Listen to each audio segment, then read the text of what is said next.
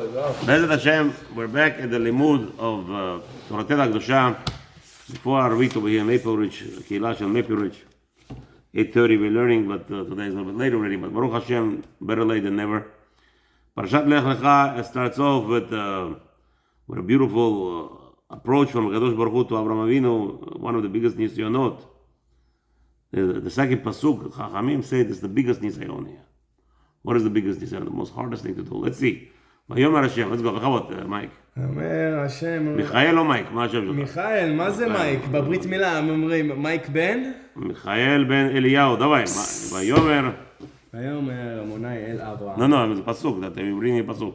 ויאמר אדוני אל אברהם, לך לך מארצך וממולדתך.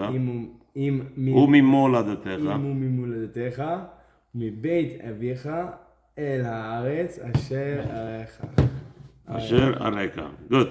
So Hashem spoke to Abraham, Lech Lecha me'artzecha, go from your land. Me'artzecha, the word, the land over here is very big significance. Listen to our other shiurim, we spoke about it a lot in the Sefer of Hashem, with the Musar over here involved.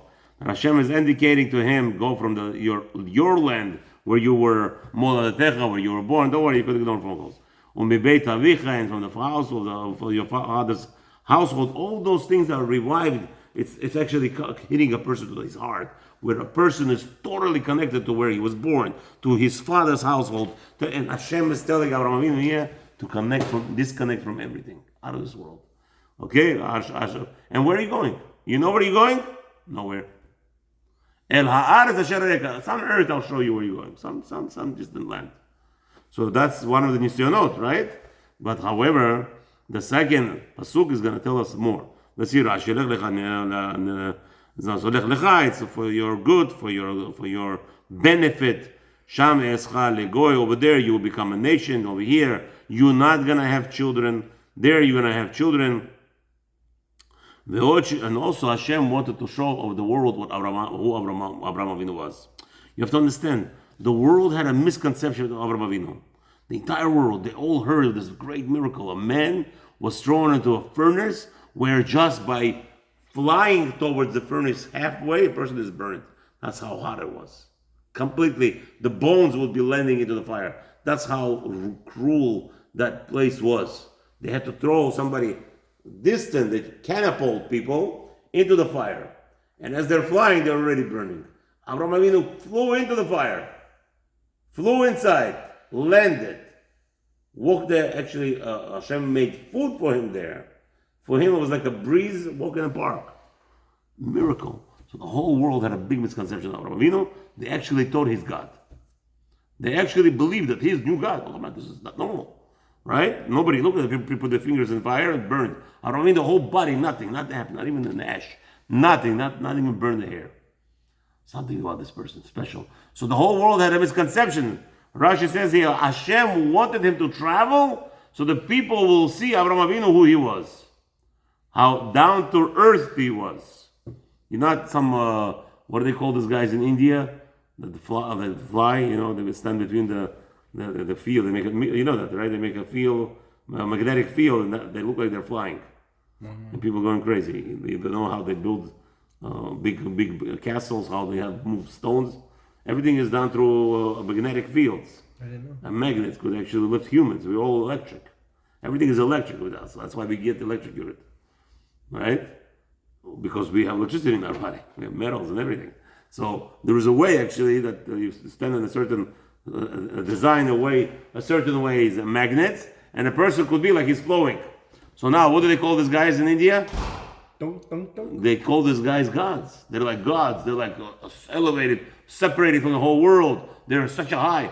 Hashem says to go, Abraham Avinu, the whole world thinks you're God. The whole world thinks you're God, but Hashem says, I want them to see that you're not. That you're a simple person, down-to-earth person. And that's the way to serve Hashem. You don't have to be on high, elevated like that. Ve'eschach, continue second pasuk. ואשכח לגוי גדול וערכך והגדלה. ועברכך. ואברכך. No, ואברכך. ואברכך. No, ואגדלה. ואגדלה. ואגדלה. ואגדלה. No, ואגדלה. Remember, what did we advertise this class to be? Better your Chumash game, right?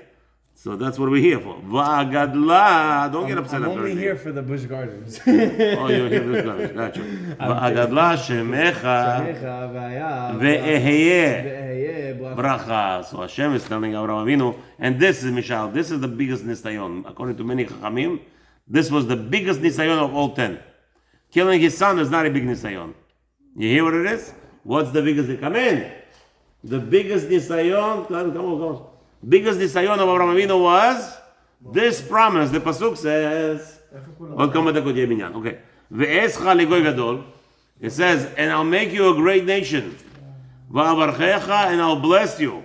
Va'agadla shemecha, and I'll bless your name. Ve'ehye bracha, and you will be a blessing. Say Chachamim, this is the biggest, Mishael, you're not listening. This is the biggest nisayon. Why? Why is he going?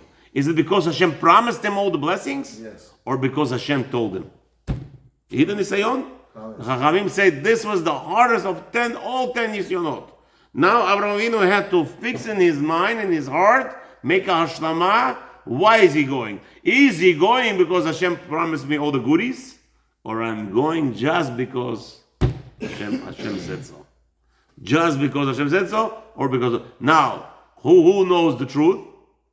Obviously Hashem, for He knows the thoughts of Bnei Adam. Baruch Adonai Olam. Amen. Amen. Where's the...